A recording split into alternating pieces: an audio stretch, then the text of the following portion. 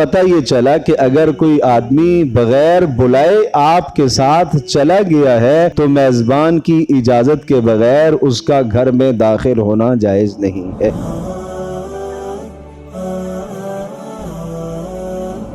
حضرت صلی اللہ تعالی علیہ وسلم کی ایک شخص نے دعوت کی اور انہوں نے کہا اللہ کے رسول آپ خود تشریف لائیے اور ساتھ 4 افراد اور بھی آپ لے آئیے۔ پیارے پیغمبر صلی اللہ تعالی علیہ وسلم نے جیسے میزبان نے بتایا ایسے آپ نے 7 اور افراد کو لیا، جتنے انہوں نے بتائے اتنے رسول اللہ صلی اللہ علیہ وسلم نے لے لیے۔ چلتے چلتے راستے میں ایک اور شخص رسول پاک صلی اللہ تعالی علیہ وسلم سے اس نے کوئی بات پوچھی، بات پوچھنے کے بعد آپ کے ساتھ ساتھ چلنے لگ گیا۔ ان صاحب کے گھر میں پہنچ گئے۔ پیارے پیغمبر صلی اللہ تعالی علیہ وسلم نے میزبان سے اجازت لی کہ ہمارے ساتھ ایک اضافی آدمی بھی آ گیا ہے، اگر تم اجازت دے دیتے ہو تو میں اس کو لے آؤں اور اگر اجازت نہیں دیتے تو میں اس کو واپس کرتا۔ ادب خوبصورت دیکھا آپ نے۔ پیارے پیغمبر صلی اللہ تعالی علیہ وسلم کا شفیق ہونا، آپ کا مہربان ہونا ایک علیحدہ ہے، لیکن یہاں چونکہ میزبان کو تکلیف نہ ہو، اس کو اذیت نہ ہو،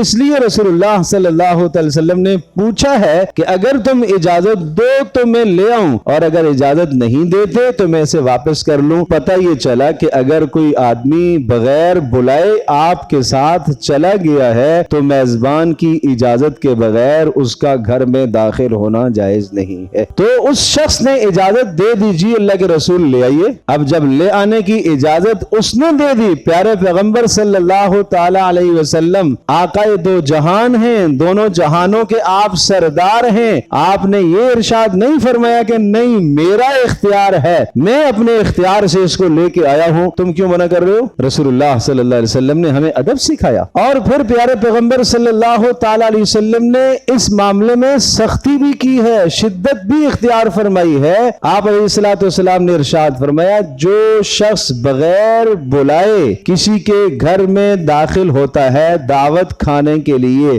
دعوت آپ کو دی گئی ہے، آپ ایک ساتھ اپنا ساتھ لے کر گئے ہیں، ایک طفیلی ساتھ لے کے چلے گئے، اس کی دعوت نہیں تھی، آپ کو اکیلے میں بلایا گیا، آپ فیملی لے کر پہنچ گئے، آپ کو اکیلے میں بلایا گیا، آپ بچوں کو ساتھ لے کر پہنچ گئے، تو کیا ارشاد فرمایا؟ جو آدمی بغیر بلائے کسی کے گھر میں داخل ہو دعوت کھانے کے لیے، جب وہ داخل ہوتا ہے تو وہ چور ہوتا ہے اور جب وہ واپس نکلتا ہے تو لٹیرا ہوتا ہے۔ اللہ ہماری حفاظت فرمائے۔ کیا آپ میں سے کوئی ایسا بننا چاہے گا؟ نہیں۔ سب کے سامنے کھانا کھا کے نکلا ہے، لیکن رسول اکرم صلی اللہ تعالی علیہ وسلم کی تعلیمات کے مطابق اس کا یہ عمل چوری بھی ہے اور اس کا عمل یہ ڈکیتی بھی۔ تو ان باتوں کی رعایت آج کیوں نہیں رکھی جاتی؟ یہ اس لیے فرمایا کہ مسلمان کا مسلمان پر حق ہے، تاکہ میزبان کو بھی سہولت ہو، جس نے آپ کو مدعو کیا ہے اسے بھی سہولت ہو۔ یہ رسول اکرم صلی اللہ تعالی علیہ وسلم کی مبارک اور خوبصورت تعلیمات ہیں۔